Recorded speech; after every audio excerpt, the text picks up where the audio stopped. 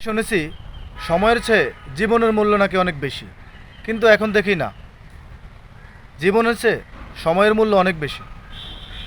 না হলে দেখেন, আমরা রাস্তা পারাবার হতে গেলে 1 মিনিট 30 সেকেন্ড অপেক্ষা করতে পারি না।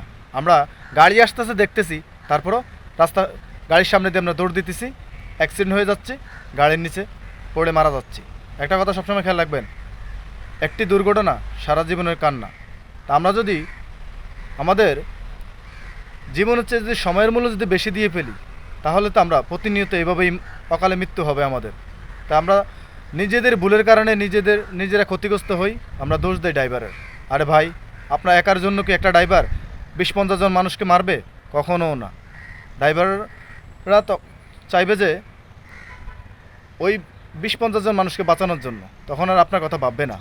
তো অবশ্যই আমরা সময়ের চেয়ে জীবনের মূল্যটা দিতে শিখি, তাহলে আমরা অবশ্যই আমরা ভালো থাকতে পারবো। এই সমাজ এবং কি সড়ক দুটোই নিরাপদে থাকবো। আশা করি আমার কথাটা বুঝতে পারছেন আপনারা।